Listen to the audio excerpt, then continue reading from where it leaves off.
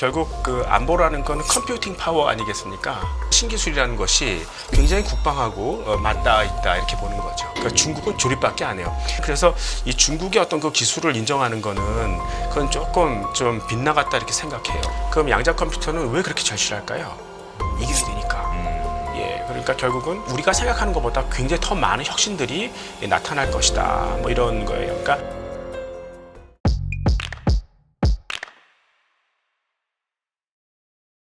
자, 우리가 미국과 중국의 갈등, 관세 전쟁 그 이전부터 계속 얘기를 했던 게 기술 패권 이런 얘기를 많이 했잖아요. 예. 자, 지금 미국 기술주는 이 미중 관세 갈등 속에서 어떤 흐름을 보여주고 있는지 한번 짚어주시면 좋을 것 같습니다. 예, 뭐 고기능 반도체 같은 거 뭐 팔지 말아라 그러니까 그 갈등 속에 내홍을 겪고 있는 것이 아니냐 뭐 이런 생각도 할 수 있는데 네. 사실 뭐 트럼프의 그 관세 전쟁을 보면 2018년 19년에도 한번 관세를 매겼지 않습니까? 근데 그 당시에 이제 중국도 저항을 했겠죠. 보복 관세를 매기지 않습니까? 그러니까 결국 그 미국의 어떤 그런 에너지라든가 곡물 같은 거를 덜 수입을 하고 그러니까 미국 농가가 힘들어졌죠. 네. 그러니까 미국 정부는 미국 농가에 대해서 보조금 줬고 그러니까 이제 계산을 해보니까 관세 수입보다 오히려 보조금 준 게 더 늘어났다. 그래서 트럼프도 이 관세가 비효과적이라는 걸 잘 알고 있어요. 아, 그래요? 예, 근데 이제 관세를 한번 그래서 비현실적으로 때리지 않습니까? 그러니까 너희가 이제 이런 더러운 꼴을 또 당할 수 있다. 뭐 이런 식으로 그러니까 알아서 들어와라. 응? 그러니까 미국도 지금 이 생산 시설을 현지화하고 싶지 않습니까? 근데 네. 미국의 높은 인건비라든가 그리고 이 열악한 인프라를 감안했을 때는 로보틱스를 해야 될 거예요. 거기서도. 그러니까 이제 그거는 미국 정부가 도와주겠다. 들어와라. 그러면서 관세를 풀어주겠죠. 네. 근데 이렇게 이제 뭐 휴머노이드라든가 로보틱스, 그다음에 뭐 양자 컴퓨터 뭐 이런 거를 하게 되면 결국은 이 중국이 그거를 잘 뺏어가지 않습니까? 네. 그러니까 이제 중국이 잘하는 게 그런 거니까. 그러니까 이제 중국도 어느 정도 관세를 낮춰주면서 그런 건 하지 마라, 기술 상납 받지 마라. 근데 이제 중국 기업이 말로만 예 그렇게 할게요. 이렇게 가면 이제 그때는 이제 뭐 이 관세라든가 뭐 이런 어떤 무역적인 제재가 아니라 군사적 제재를 할 수 있다. 뭐 이런 식의 경고를 날리는 것 같습니다. 그래서 트럼프가 결국 하고 싶은 거는 결국 그 이 신기술 개발을 통한 어떤 패권이죠. 결국은 이제 돈이 가서 일할 곳이 미국의 신기술 기업이다. 그렇게 보면은 결국은 이 기술주에 투자를 해야 된다. 이렇게 이제 볼 수 있는 거죠. 지금 그러면 미중 관세 갈등에서 이런 기술주들이 최대 희생양이다 이렇게도 볼 수 있는 겁니까? 아니죠. 그러니까 지금은 뭐 이렇게 갈등을 겪고 있지만 궁극적으로는 그걸 더 발전시키고 싶은 거니까 결국 그 사전 어떤 그러한 단계에서 단속이다 이렇게 볼 수 있겠네요. 단속 정도. 네. 자, 미국이 기술주에 의존한다. 그러니까 기술에 집중하는 그 부분에 대해서 조금 전에 패권이라고도 말씀해 주셨는데 네. 이게 이제 많은 언론에서는 미국이 지금 이게 단순히 돈을 떠나서 이런 기술들을 안보의 차원에서 보고 있다라고 하잖아요. 네네. 어떻게 읽고 계십니까? 그러니까 이 미국의 기술이 결국 그 안보라는 거는 컴퓨팅 파워 아니겠습니까? 그러니까 이제 우리가 저기 1991년인가요? 그때 데저트 스톰이라는 그런 전쟁이 있었지 않습니까? 네네. 네, 그러니까 결국은 그때 그 이라크하고 전쟁을 했을 거예요. 근데 미국이 일방적으로 때리더라고요. 그러니까 다 이제 적의 통신망을 다 마비시켜버리고. 그렇죠. 예, 그해 10월 25일인가? 그때 이제 소련이 붕괴됐어요. 그때 소련 장성이 했던 얘기가 우리가 미국한테 친 이유는 결국 컴퓨팅 파워 때문에 졌다. 네. 그러니까 반도체의 능력이고 계산 능력이에요. 예, 그러니까 결국은 이런 어떤 신기술이라는 것이 굉장히 국방하고 맞닿아 있다 이렇게 보는 거죠. 네. 자, 지금 미국의 기술하고 중국의 기술하고 어떻게 보면은 미국이 월등히 앞서 있다라고 보는 쪽의 주장과 네. 중국이 이제 거의 따라왔기 때문에 미국이 이렇게 중국을 견제하느라 이런 이제 관세라든지 미중 네. 무역 갈등이 심화된 것이다. 이렇게 보는 주장이 있습니다. 미국과 중국의 기술 격차는 어느 정도라고 보십니까? 그러니까 중국이 많이 따라왔다고 얘기하는데 그 대표적인 회사가 화웨이 아닙니까? 네. 예, 어센드 칩이라는 거를 얘기를 하면서 그러니까 이제 어센드 칩이 그 사람의 뇌를 많이 카피를 하죠. 그래서 계산을 좀 덜 할 수 있는 그런 방법들을 막 개발하면서 뭐 예를 들어서 병렬 구조를 가져간다. 그러면 그 직접적인 상관이 없는 것들은 계산하지 않겠다. 그다음에 이 믹스드 프리시전, 그러니까 처음부터 너무 그 정확도에 연연하지 않고 처음에 대충 하다가 나중에 이제 그러니까 처음에 어떤 쓸데없는 계산을 안 하겠다. 뭐 이런 식으로 많이 했고, 그다음에 엔비디아 같은 거는 주로 이제 연산 중심이잖아요. 그러니까 어떤 데이터든 갖다 쓸 수 있다. 근데 이 화웨이 같은 거는 특정한 목적의 데이터만 가공하니까 훨씬 가볍다. 그래서 미국의 엔비디아의 한 70-80% 정도의 어떤 성능을 지금 따라왔다. 뭐 이렇게 부분적으로는 얘기하고 있어요. 근데 이 화웨이가 다 따라온다 하더라도 결국은 엔비디아의 칩이 표준이에요. 예. 그러니까 여기서 떠나면은 결국 살 수가 없거든요. 그러니까 이게 이제 사실 패권이라는 거죠. 그래서 이제 우리가 운영 체계라고 얘기를 하지 않습니까? 오퍼레이팅 시스템. 그런 것들이 뭐 예를 들어 구글의 크롬이나 안드로이드, 예, 그리고 뭐 마이크로소프트 오피스, 그다음에 이제 그 애플의 iOS 이런 것들을 갖고 있는 게 다 이게 표준이에요. 여기서 이 소외되면 결국 남을 수가 없는. 네. 예, 그래서 결국은 그래서 화웨이 걸 절대 갖다 쓸 수가 없는 그런 상황이죠. 그래서 이제 중국도 우리도 이제 운영 체계를 조금 구축해야 된다. 네. 그래서 2001년부터 카이린을 시작해서 열심히 한번 해봤어요. 그래서 2013년에는 이제 알바바가 윤OS라는 그런 운영 체계를 출시했는데, 그러니까 저가 폰은 좀 달렸었습니다. 근데 곧 퇴출됐죠. 그리고 2019년에는 화웨이가 하모니라는 운영 체계를 또 내놨어요. 근데 화웨이 폰 이외에는 아무도 이걸 채택하지 않았어요. 그러니까 이걸 채택하면 유튜브라든가 이제 인스타그램 같은 거를 볼 수가 없는데 이걸 누가 하겠습니까? 예, 그래서 또 이제 그 우수한 칩을 양산하려면 결국 TSMC의 어떤 그 미세한 공정들, 그다음에 이제 ASML의 노광 장비 이런 걸 해야 되는데, 그러니까 미국이 이걸 방해하고 있지 않습니까? 미국이 그럴 수 있는 이유는 이런 업체들의 그 장비의 기술에 미국의 노하우가 녹아 있어요. 하지 말라는 거죠. 그래서 이제 그러면 중국도 그래 나도 그러면 SMIC를 통해 가지고 한번 해볼게 이렇게 했는데, 지금 TSMC의 수율이 한 60% 정도 나오거든요. 네. 근데 중국은 이제 그 정부 보조금이 있으니까 40%만 나와도 된다. 근데 1년 전에 20%였어요. 근데 40%가 됐어요. 지금. 1년 만에. 그러니까, 그러니까 이거 이제 드디어 국산화할 때 됐다. 그래서 이제 흥분을 했던 거예요. 네.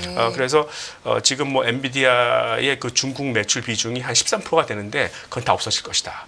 중국이 다 깔 것이다. 이렇게 네. 얘기했지만 사실 중국 IT 업체들이 이거를 화웨이 거를 쓰면 어떻게 될까요? 국제 표준에서 소외될 거 아니겠어요? 그렇죠. 예, 안 되는 거죠. 그래서 결국은 중국 IT 업체들이 홍콩이라든가 싱가포르, 그다음에 아랍에미레이트 이런 걸 통해서 엔비디아 칩을 밀수한다 그러더라고요. 네. 예, 그래서 사실 지금 중국이 쫓아온다는 건 사실 기우다. 이렇게 생각할 수 있겠습니다. 네. 그러면 엔비디아와 화웨이가 도전을 하고 있긴 하지만 네. 그 격차는 아직 충분히 벌어져 있다 이렇게 보는 게 예, 합리적이라는 그러니까 말씀이신 거죠? 나름 이제 열심히 어떤 혁신 같은 걸 해서 부분적으로는 따라오겠지만 네. 이미 그 표준, 그러니까 뭘 어디서 함께 그 공동 작업을 해야 되는가, 그거는 미국의 어떤 그러한 운영 체계라는 거죠.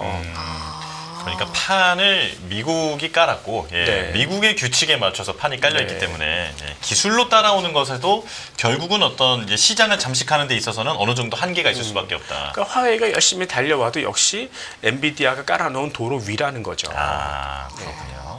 근데 이렇게 보는 시각도 있지 않습니까? 화웨이는 이제 중국의 수요만으로도 중국의 인구가 워낙 많기 때문에 엔비디아만큼의 성능은 아니더라도 그 화웨이의 OS를 쓰는 숫자는 생각보다 빠르게 늘어날 것이고 성능 개선도 이 속도면 또 이게 만만하게 볼 게 아니다라는 시각도 있는데요. 근데 따라하는 거는 어느 정도 수준까지는 올라오지만 그 다음에 마지막에 따라오는 속도는 현저히 떨어지죠. 예, 그리고 누차 말씀드리지만 그 중국 기업도 사실 뒤떨어지고 싶지는 않잖아요. 네. 소외되고 싶지는 않지 않습니까? 당장 뭐 중국 칩을 썼다가는 좀 문제가 생길 것 같은데요. 네.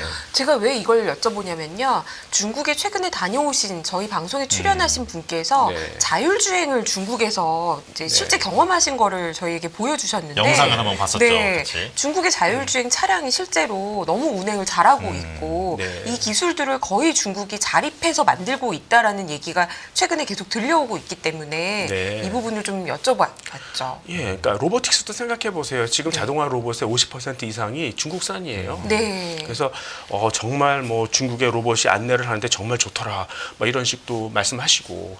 근데 그 로봇이나 자율주행 그쪽에 그 부품들 있지 않습니까? 뭐 뒤에도 말씀드리겠지만 뭐 네. 이 뭐 서버 모터라든가 그다음에 감속기라든가 네. 특수 합금이라든가 그다음에 그 로봇을 훈련시키는 시뮬레이션 다 누가 만드나요? 그러니까 중국은 조립밖에 안 해요. 지금 세계 반도체 60%를 중국이 만든다고 해요. 중국이 이제 출하하지 않습니까? 네. 그러나 중국이 그 부가가치 하는 건 3%밖에 안 돼요. 그러니까 중국은 그냥 어셈블러라는 거죠. 그러니까 네. 조립만 하는 거지. 나는 그래서 이 중국의 어떤 그 기술을 인정하는 거는 그건 조금 좀 빗나갔다 이렇게 생각해요. 그렇군요. 그렇습니까? 네. 지금 방금 그 로봇 말씀을 해주셨으니까요. 이 질문을 그럼 먼저 좀 드릴게요. 휴머노이드를 얘기하면서 사실 네. 한국보다도 더 휴머노이드가 가속화될 수 있는 국가로 중국을 지목하는 분들이 많습니다. 네. 휴머노이드 수요에 대해서는 어떻게 보십니까? 그러니까 뭐 아마 약간 요원한 이야기일 것이다 뭐 이렇게 얘기를 하는데 이미 뭐 미국의 베스트바이라고 거기 미국 전자대리점 아니겠습니까? 네. 그러니까 소비자가 전자제품을 사면 거기에 대해서 뭐 어떻게 쓰는지 이걸 좀 상세하게 알려주는 그런 엔지니어들이 있지 않습니까? 네. 이거를 거의 다 저기 AI로 바꿨어요. 로봇으로 바꾼 거죠. 네. 근데 더 잘한다고 그러더라고요. 그래서 이렇게 되면 결국 기계가 사람의 잡을 뺏는 것이냐? 근데 베스트바이는 돈을 더 많이 벌지 않겠습니까? 경비가 절감되니까. 네. 그럼 그 돈으로 조업원 월급도 많이 주고, 그다음에 주주들의 배당도 주고, 그러면 소비가 늘어날 거 아니겠어요? 또 네. 거기서 파생되는 경제도 있고, 또 로봇에게 어떤 새로운 데이터도 먹여야 될 거 아니겠어요? 그리고 건강 관리 해줘야죠. 예, 그 새로운 어떤 직업 같은 게 많이 생길 거예요. 그러니까 뭐 200년 전에 산업혁명이 일어났을 때 기계가 농사를 지면 사람은 뭘 하나 이렇게 생각했지만 지금 훨씬 더 다양한 우리 네. 생활이 복잡해지고 다양한 잡이 생긴 것처럼 물론 이제 마찰적 실험은 있고 사람들을 빨리 재교육시켜야겠죠. 근데 그거는 이제 뭐 자연스럽게 이루어질 것 같고요. 예, 그다음에 이제 당장은 인공지능이 더 똑똑해지면서 기존에 이제 그 공장에 자동화 로봇이 있었지 않습니까? 그게 더 스마트해질 것 같아요. 네. 예, 그러면서 더 많은 부가가치를 낼 수 있을 것 같고 또 이제 지금 가장 고민이 많은 사람들이 이제 노령화되지 않습니까? 치매가 네. 제일 문제가 될 것 같아요. 네. 아마 제가 생각해도 저도 치매에 걸릴 것 같아요. 지금 하는 걸 보면. 어. 근데 이제 무슨 말씀이십니까? 이렇게 이제- 명석하신데요. 네. 근데 이제 그 젊은이들이 지금 우리 출산율 떨어졌지 않습니까? 네. 그러니까 이제 그 젊은 노동력이 많이 부족하죠. 근데 노인들은 많아요. 그 이제 치매에 걸린 사람들을 어떻게 케어하라는 얘기예요. 네. 그래서 요즘에는 제가 이제 최근에 뉴욕에서 그 어떤 로봇을 하나 봤는데, 그러니까 이제 그 카메라 갖고 있고, 그다음에 이제 환자가 웨어러블 디바이스를 차고 있지 않습니까? 그럼 그 신호를 계속 보면서 의사와 계속 가교 역할을 하더라고요. 그러니까 사람이 하기 힘든 일들. 그다음에 네. 요즘 미중 갈등 때문에 이제 중국이 히토류 잘 안 주잖아요. 그럼 미국은 바닷속을 뒤져야 돼요. 해저 채굴 같은 것들을 사람이 못 해요. 그러니까 이제 거기 휴머노이들이 들어가서 이제 그런 걸 해야 되는 거죠. 그래서 저는 생각보다 이런 것들이 조금 이제 가시화되고 구체화될 것이다. 주식은 충분히 사볼 만하다라고 생각합니다. 예. 그럼 그렇다면 이제 휴머노이드 시대가 정말로 오려면 앞서 말씀해주신 그런 이제 사람들의 저항, 뭐 예전에는 러다이트 운동이라고 그런 것도 있었잖아요. 기계 파괴 네. 운동까지도 있었는데 그런 부분들보다도 저는 더 중요하다고 생각하는 게 단가거든요. 네. 이 한 대당 가격이 충분히 좀 떨어져서 자동차 정도는 되어야 좀 이렇게 좀 써보지 않을까 이런 생각이 네. 드는데 이런 가격 현실화도 머지않았다 이렇게 보십니까? 지금 그러니까 지금 지적하신 게 뭐 가장 정확한 거죠. 그러니까 기술은 많이 따라왔어요. 근데 이제 그 상업성이 잘 안 되는 거죠. 네. 가장 대표적인 거는 저기입니다. 그러니까 양산이 잘 안 돼요. 예, 그래서 주로 맞춤형 생산이죠. 그러니까 규모의 경제가 잘 안 되고, 그러니까 이제 휴머노이드를 조립하는 휴머노이드가 있어야 되는데, 그러니까 사실 휴머노이드라는 게 이 사람의 조직하고 좀 비슷하지 않습니까? 그러니까 굉장히 많은 배선이 들어가고, 지금 우리도 지금 이제 인공 근육이나 네. 그다음에 인공 장기 이런 걸 만들 때 제일 어려운 게 그 안에 들어가 있는 신경. 그 복잡한 거 그리고 또 여기에 이 나노 성질도 들어가요. 그래서 그런 것들을 어떻게 다 카피해내느냐 되게 복잡하다. 그래서 좀 어려운 건데 이런 것까지 다 하려면은 결국 사람이 필요한 거죠. 예. 그래서 휴머노이드를 자동적으로 조립할 수 있는 그런 휴머노이드가 있으면 좋은데 아직 그게 안 되기 때문에 근데 이제 점차 로봇의 기술이 발달하고 있잖아요. 그러니까 젠슨왕 같은 경우도 우리가 2년, 3년 전만 하더라도 휴머노이드는 참 어려웠어. 왜냐하면 휴머노이드는 이 사람처럼 관절을 갖고 있는데 관절 마디마디 하나가 다 이게 계산이에요. 그러니까 계산 능력이 너무 많이 필요한데 이제 계산하는 능력이 많이 좋아진 거죠. 네. 이제는 할만하다. 그러니까 티핑 포인트에 와 있다. 이렇게 지금 얘기를 하고 있으니까요. 또 하나의 기술이 발전한 거는 양자역학이에요. 그러니까 2022년, 2023년 노벨 물리학상을 받았던 사람들이 다 양자역학을 한 사람들이에요. 그러니까 이제는 그 양자역학이 인류의 발전에 많은 도움을 주기 시작해서 구체화됐다. 이렇게 얘기하는데 대표적으로 이제 그 양자 컴퓨터가 나왔지 않습니까? 이제 슬슬 개발되고 있지 않습니까? 네. 굉장히 계산 빠르죠. 근데 그걸 탑재하기는 어려워도 클라우드로 받아서 쓸 수 있다. 이렇게 얘기하고 또 로봇에게 어떤 신호를 줬어요. 근데 얘가 그걸 누가 인터셉트 해가지고 다른 신호를 준다. 그럼 큰일 나겠죠. 예. 로봇이 또 다른 행동을 하면 큰일 나는 거 아니겠어요. 근데 양자 통신은 인터셉트 하는 순간 양자의 상태가 깨져버려요. 그러니까 절대 해킹이 안 돼요. 그러니까 보통 양자의 상태라는 게 0과 1을 동시에 갖고 있는 이런 건데 해킹하는 순간 0 아니면 1로 돼요. 그러니까 굉장히 안정적인 이 양자의 기술이 이 보안에도 굉장히 도움 많이 되고 제 질문 좀 드리겠습니다, 교수님. 네네. 양자 컴퓨터 얘기가 나온 지는 사실 굉장히 오래됐는데 최근 들어서 저도 사실 이쪽을 잘 몰라요. 그런데 네. 뉴스를 보거나 라디오를 들으면 자꾸 양자 컴퓨터 얘기가 나오고 지금 말씀 주신 것처럼 네. 클라우드로 뭔가 이런 걸 한다는 서비스를 한다는 얘기들도 종종 나오는 것 같습니다. 갑자기 최근 들어서 이 양자 컴퓨터 얘기가 왜 이렇게 많이 나오는 겁니까? 글쎄요. 그 양자 뭔가 컴퓨터 기술적 변화라던가 아니면 어떤 최근에 이벤트가 있었습니까? 그러니까 그 양자 컴퓨터를 사람들이 탐하는 이유가 뭘까요? 그러니까 이제 일단 원래 그 2000년대 초반에 IT 버블이 있었잖아요. 근데 IT 버블은 터졌지 않습니까? 네. 근데 지금 인공지능의 거품이 터지나요? 그러니까 엔비디아 주가가 폭락을 한 적이 있었나요? 없죠. 근데 그건 왜 안 터진다고 생각해요? 그게 다음 질문이었는데 갑자기 네, 교수님께서 저희에게 질문을 해주셨어요. 네. 예. 근데 사람들이 이기고 싶은 본능이 있지 않습니까? 네. 이 인공지능이라는 게 남을 이길 수 있는 그런 이 도구가 되는 거예요. 그러니까 네. 이거는 놓칠 수가 없는 거잖아요. 네. 무조건 해야 되는 거죠. 그렇다면 남을 더 확실하게 이길 수 있는 방법이 뭘까요? 연산 능력에서 앞서야 한다. 네, 그렇습니다. 예. 컴퓨팅 파워 그게 뭡니까? 컴퓨터. 그게 양자 컴퓨터예요. 예. 그러니까 사람들이 절대 지존 컴퓨터 뭐 이런 건가요? 예, 그러니까 절대 포기할 수 없는 뭐 네. 그런 것들이죠. 그래서 지금 그냥 양자 컴퓨터가 게임 체인저예요. 예를 들어서 그러니까 제가 이제 창업한 회사가 지금 신약을 개발하기 위해서 컴퓨터 돌리고 있어요. 그러니까 예를 들면 약의 소재라는 게 단백질도 있고 화학약품도 있고 이런 것들이 어떻게 조합되냐에 따라서 다양한 이런 효능이나 아니 부작용들이 나오는데 네. 또 그러한 물질들이 붙는지도 몰라요. 네. 예. 근데 그런 최적의 어떤 이 컨비네이션을 만들기 위해서 지금 컴퓨터를 2년째 돌리고 있어요. 아직도 못 찾았어요. 네. 예. 그게 이 백사장에서 바늘 찾는 거랑 똑같다는 거 아니에요? 와, 그 컴퓨터를 2년째 돌리셨다라는 건 일반 컴퓨터는 또 아닐 거 아니에요. 그 돌리시는 컴퓨터. 그렇죠. 그래도 사양이 높은 컴퓨터인데, 그러니까, 예, 근데도 못 찾고 있는데 양자 컴퓨터는 5분 만에 찾는다는 거예요.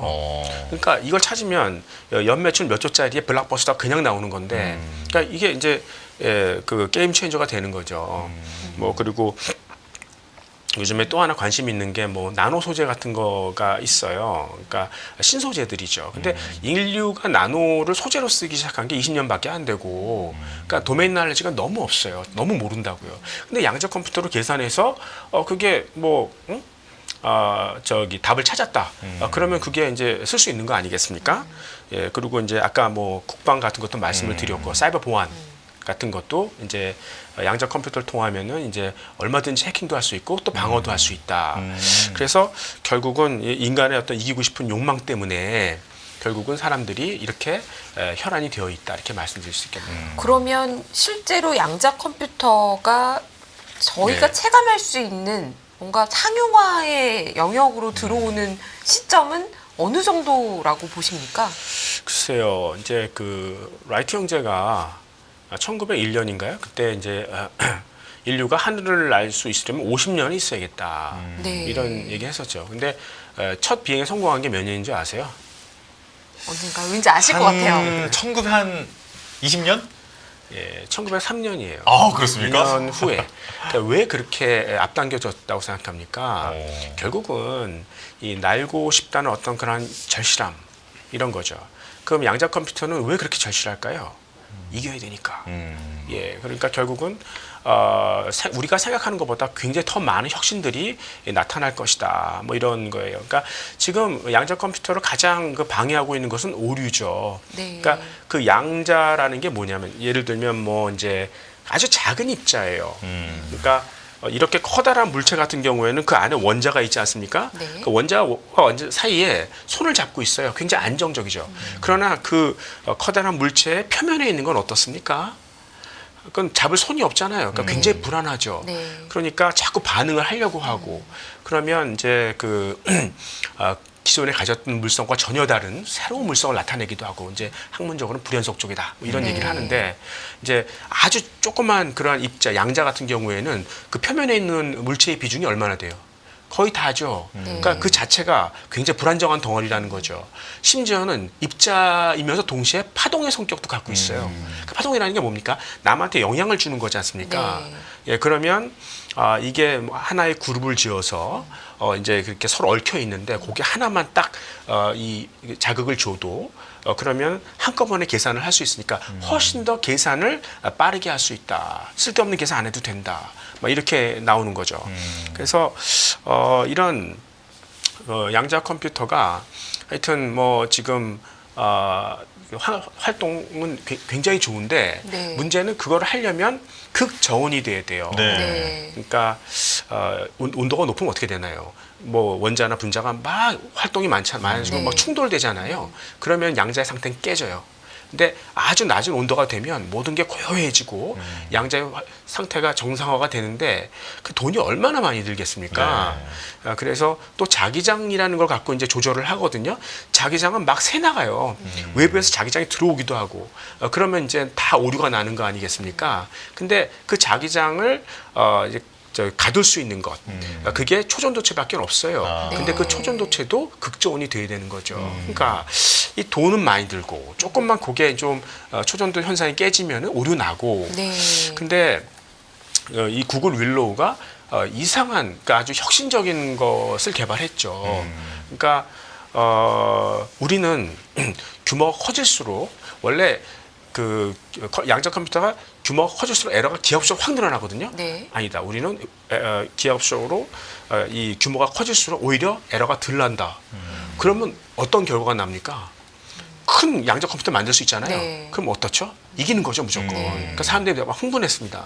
그러니까 왜 그게 가능하냐면, 여러분들이 이제 예전에 수학을 막 하다가 아는 공식들이 이렇게 쭉 있잖아요. 근데 그 중에 하나를 잃어버렸어요. 그러면 그와 연관되는 공식들을 많이 알고 있으면 네. 유추해낼 수 있죠. 그렇죠. 뭐 그런 것들이에요. 그렇게 한다는 거죠. 그래서 이런 혁신들이 계속 나오는 거예요. 근데 이제 문제는 아직은 우리가 이제 그 100개 중에서 뭐 모르는 게 한 10개 있어야 유추할 수 있는데 모르는 게 40개다. 그러면 이제 좀 유추하기가 어려운 거죠. 네. 예, 근데 네. 시간이 갈수록 그 비중이 아는 게 많아지면 이제 이런 혁신도 일어날 수 지금은 있다. 사실 뭐 100만 개 중에 아는 게 한 4만 개도 안 되고 한 4천 개 되는 뭐 이런 수준 아닙니까? 근데 뭐 이제 그런 것들이 지금 혁신적인 에라 그 축소 방법들이 막 나오고 있기 때문에 예, 생각보다 알아가는 빠르게 속도가 굉장히 빠를 것이다 예. 이런 말씀이신 거죠. 그다음에 또 하나는 양자 컴퓨터 사이즈를 좀 줄여줘요. 그러니까 에라가 덜 나게. 왜 그러냐면 그럼 그 주변을 누가 커버할 수 있느냐? 인공지능이에요. 그러니까 인공지능이 아까 젠슨왕이 그랬지 않습니까? 수년 사이에 굉장히 빠르게 계산 능력이 확대됐다고. 그게 왜 그러냐면 이 우리의 그 뇌가 계산을 줄이는 그런 능력이 있거든요. 그걸 그대로 담는 거예요. 그러니까 이 뇌에는 뉴런과 뉴런 사이가 있고 그거를 이제 신경 전달 물질 호르몬이 연결해 주지 않습니까? 근데 전달을 할 때 우리의 기억을 전달할 때 다 전달하는 게 아니라 쓸데없는 건 다 날려요. 그리고 그 있는 것도 남아 있는 것도 좀 더 추약해서 그러니까 계산 양을 줄이거든요. 그러니까 인공지능이 이렇게 똑똑해지다 보니까 양자 컴퓨터는 웬만한 건 인공지능에 맡기고 자기가 잘할 수 있는 것에 집중하다 보니까 에러가 덜 난다. 뭐 이렇게 얘기할 수 있는 거죠. 네. 저희가 이 상용화에 대해서 질문을 드리다가 이제 그 기술의 원리에 대해서도 좀 간략하게 설명을 들어봤는데 그런데 이게 올해 1월에 그 앞서 언급하셨던 그 젠슨 왕이 네. 이제 GTC에서 양자 컴퓨터 상용화가 20년 걸린다고 했다가 이제 전 세계 양자 컴퓨터 주식이 네. 폭락하는 사건이 있었고요. 근데 이제 2달 만에 그 양자 컴퓨터가 20년 걸린다 이런 얘기는 내가 틀린 거다 또 이렇게 얘기를 했거든요. 근데 이 젠슨 왕의 발언이 이렇게 앞뒤가 약간 안 맞는 그런 느낌도 있지만 다른 전문가들도 각각의 상용화 전망 시기는 좀 다른 것 같아요. 교수님께서 보시기에는 언제쯤 될 거라고 보십니까? 사실 알 수 없죠. 그러니까 아직까지 그러니까 보통 이제 양자 컴퓨터의 단위가 큐비트지 않습니까? 네. 그러니까 가장 기본적인 2큐비트에 그걸 얽혔을 때 어느 정도의 계산 정확도가 있는가 있어야 하는가 99.9%입니다. 근데 지금 뭐 리게티 컴퓨팅 같은 경우가 99.7 6 이렇게 나오거든요. 네. 그러니까 그것도 충분히 좋을 수 있다고 하지만 이게 이제 사이즈가 늘어가면은 그게 이제 점점 번져나가는 거죠. 예, 그래서 그거를 어떻게 잡을 수 있는가. 근데 그거를 지금 뭐 예측할 수는 없지만 네. 어차피 해야 되는 것이고 그리고 이제 그거에 관련된 혁신이 굉장히 빠르게 일어나고 있기 때문에 사실 이제 누구도 사실 그 정확한 시기는 알 수 없지만 faster than expected, 그러니까 기대보다 훨씬 더 빨리 올 것이다. 네. 뭐 이런 그런 생각은 충분히 해볼 수 있는 거죠. 제가요, 지금 어떤 느낌이 드냐면요. 제가 제 자랑 겸 하자면 제가 2012, 3년 정도의 비트코인 얘기를 처음 듣고 예. 약간 귀가 약간 솔깃하는 거예요. 그러다가 이제 본격적으로 공부를 해서 2017년도에 비트코인 보고서를 썼었고요. 그리고 지금 이제 비트코인 난리가 나지 않았습니까? 그렇죠. 상당한 시간이 흘렀습니다. 근데 양자 컴퓨터도 약간 지금 솔깃한 느낌이 있거든요. 그렇다면 지금 당장 내일 뭐 어떻게 되지 않는다 하더라도 양자 컴퓨터 관련주에 좀 관심을 가져볼까 이런 생각이 들어요. 네. 그래서 지금 리게티 컴퓨팅 말씀해 주셨는데 네네. 뭐 관련주들에 대해서도 조금 설명해 주시면요. 그러니까 가장 퓨어 플레이, 그러니까 네. 양자 컴퓨터의 그 순수한 어떤 그런 회사로는 세 회사를 기억할 수 있을 것 같아요. 그러니까 리게티 컴퓨팅이 있는데 이거는 이제 이 컴퓨터들이 지금의 이런 컴퓨터가 범용적인 계산을 하지 않습니까? 연산자를 가지고 똑같아요. 다만 양자의 특성을 가지고 좀 더 빨리 한다는 그런 역할을 있는 거죠. 그래서 리게티 컴퓨팅은 범용 계산에 좋고 특히 이제 그러다 보니까 확장성이 좋습니다. 물론 초전도체를 사용합니다. 그래서 지금 미국의 이제 고등국방연구원 DARPA라고 그러죠. 그러니까 네. 거기도 전쟁에서 이겨야 되잖아요. 그러니까 양자 컴퓨터가 절실하게 필요해요. 근데 이런 것들을 사실 구글이나 IBM도 개발을 하거든요. 예, 근데 굳이 그런 애들이랑 안 하고 리게티랑 하는 거죠. 왜냐하면 이제 이 다국적 기업들이랑 얘기하면 이 군사 기밀이 새 나갈 수 있지 않습니까? 그러니까 그 수혜를 리게티가 많이 보는 편이고 다만 아직은 이제 오류가 많은 편이지만 얘네가 최근에 모듈 방식으로 바꿨어요. 그러니까 모듈로 이렇게 짧게 쪼개다 보면은 에러가 커지기 전에 빨리 잡을 수 있잖아요. 그 안에서 네. 이런 혁신들이 막 튀어나온다는 거죠. 그다음에 또 하나는 이제 D-Wave Systems라는 데가 있어요. 그러니까 이거는 이제 최적화를 찾는 거죠. 그러니까 가령 예를 들면 서울에서 부산으로 가는 최단 경로가 무엇이냐. 다만 제약 조건이라는 것은 대전은 꼭 지나가야 한다. 그리고 뭐 어떤 구간은 최대 속도 100km 이상 넘지 못한다. 이런 제약 조건을 해결하는 최적화를 찾는 거죠. 그러니까 이런 거는 굉장히 국부적인 그런 문제들이잖아요. 네. 그러니까 해결하기가 쉬워요. 그래서 거의 상용화에 많이 근접을 한 상태고 마이크로소프트도 이거 하는 거죠. 네. 예. 네, 여기서는 이제 이 순수한 업체는 D-Wave 시스템즈고요. 그러니까 아마 이제 얼마 안 가서 수년 내로 이건 상용화가 될 것 같고, 근데 적용 분야가 좀 제한된다는 약점이 있는 거고, 아까 제가 그 양자 컴퓨터의 가장 문제가 초전투체 만드는 거라고 그랬지 않습니까? 네. 극조온을 유지해야 되니까. 근데 그걸 안 써도 되는 양자 컴퓨터를 이 아이언큐라는 업체가 만들었어요. 그러니까 2016년에 아마 듀크대 교수 두 분이 창업을 한 걸로 알고 있고 그 중에 한 분은 한국 사람이에요. 김정상이라고. 예. 근데 이제 이분들이 그러니까 그 양자 대신에 이온을 쓰는 거죠. 그러니까 이제 칼슘 이온 같은 걸 뜯어서 그거를 고정시키고 이제 레이저를 쏘면서 이제 그 계산을 해 나가는데 요즘에는 칼슘에서 바륨으로 바꾸더라고요. 그러니까 바륨이라는 게 형광 물질이지 않습니까? 네. 그러니까 다음 이온을 잘 찾아요. 그러니까 얽힘이 끊어지지 않고, 그러니까 계산 정확도가 꽤 높아지는 거죠. 그러니까 이런 쪽에서 혁신을 계속 하고 있어요. 그래서 이제 아이언큐는 벌써 99.9%를 달성을 했어요. 그래서 이런 것들은 뭐 지금 아마존이나 뭐 이런 데서 클라우드로 내려받아 쓸 수 있고, 돈은 조금 뭐 비용은 많이 들지만 너희가 경쟁에서 이기려면 뭐 이런 거 한번 내려받아 써라. 뭐 이런 식으로 이제 나오는 거죠. 그래서 예. 이 중에서 이제 세 업체 리게티, D-Wave Systems, 아이언큐를 말씀드렸는데 이 중에서 가장 빨리 상용화될 만한 게 뭐 같아요? 아이온큐 네, 아닐까요? 맞아요. 아이언큐예요. 역시. 그다음에 네. 조전도체를 또 안 쓴다고 예. 하시니까. 근데 사람들이 가장 탐낼 만한 건 뭐라고 생각해요? 리게티. 그렇죠. 아닐까요? 네. 예, 이게 가장 성장 잠재력이 있지 않습니까? 네. 그래서 저도 그 두 업체를 갖고 있습니다. 아, 그렇군요. 예. 아니, 그렇다면 요거 여쭤보고 싶은 게 투자자 입장에서 이게 앞으로 전도 유망하다 이런 건 참 듣기 좋은 얘기긴 한데 혹시 지금 말씀해 주신 그런 업체를 포함해서 이런 양자역학 관련 그 회사들이 실제로 어떤 실적을 좀 거두고 있습니까? 아니에요. 아직까지는 이제 뭐 이 주문이라는 게 아직 R&D 단계이기 때문에 굉장히 들쭉날쭉하죠. 재무제표도 상당히 좋지 않을 것 같습니다. 그렇습니다. 네. 예. 근데 이제 이런 것들이 이제 그 상용화가 되었을 때 결국 이런 건 실적 보고 투자하는 건 아닌 것 같고요. 네. 예. 그러니까 엊그저께 이제 리게티 컴퓨팅 같은 경우도 그러니까 매출이 많이 줄었다. 근데 뭐 사람들이 조금 생각해 본 다음에 아니야 이거는 실적 갖고 하는 게 아니니까 결국 기술의 발전을 봐야 되는 거 아니겠어요? 근데 그거는 뭐 기하급수적으로 계속 좋아지고 있으니까. 예. 사실 이런 업체 같은 경우에는 뭐 일단 자기가 어떤 이 발전 가능성을 믿고 사는 거죠. 만약에 그게 실현이 안 됐다, 그럼 그 돈을 잃어버려야 돼요. 그러니까, 일반적인 상장 주식에 투자하는 방식으로 투자해서는 좀 어렵겠네요. 예, 그러니까 많은 금액을 투자하지 마시고, 그러니까 여러분들이 이 투자에 대해서 가장 그 간과하는 비용이 뭐냐면 행복이에요. 이런 걸 많이 투자하잖아요. 잠을 못 주무세요. 아니, 비트코인과 비슷하네요. 예. 그러니까 자기가 이해하는 수준에서, 그러니까 나중에 안 되면 버려도 되는 정도의 돈을 놓고, 근데 만약에 되면 엄청난 수익률을 자랑해 주니까 예, 그렇게 보시는 게 좋을 것 같습니다. 굉장히 미래지향적 기술이고 변동성도 클 수 있는데 성공한다면 굉장히 대단한 그러니까요. 혁신적인 기술이다.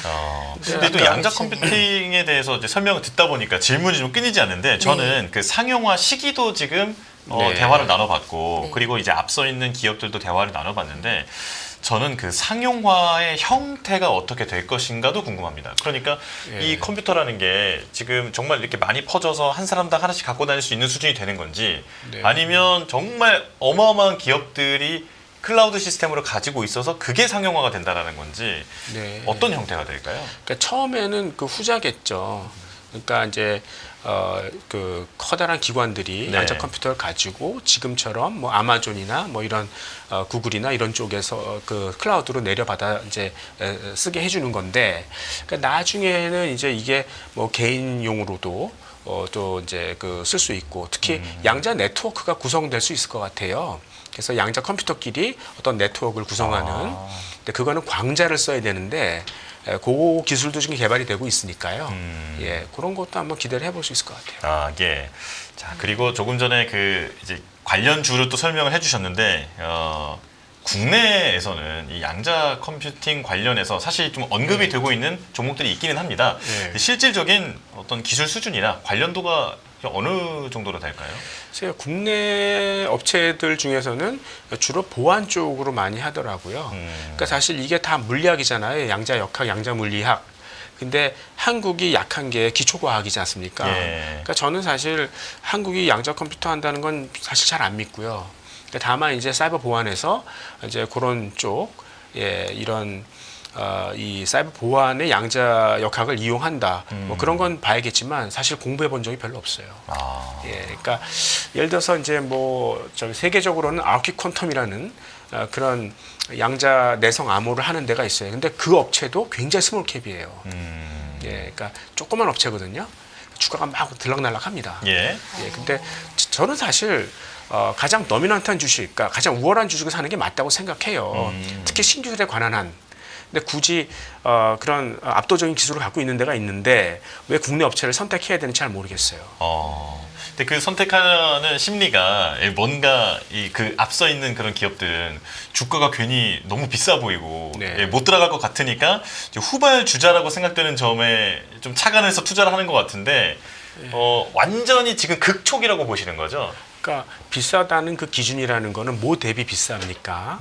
그러니까 그 사람이 갖고 그 실적은 지금 다 안 나올 거고 네. 결국은 그 갖고 있는 역량 대비 얼마나 마켓캡이, 그러니까 시가총액이 크냐 이런 건데 제가 보기에는 미국 기업들이 더 싸요. 아, 그렇습니까? 예. 그러니까 우리나라 기업들이 훨씬 비싸거든요. 그 이유가 뭐냐면 우리나라에서는 그런 기업들이 없어요. 그러다 보니까 프리미엄이 생기는 거죠.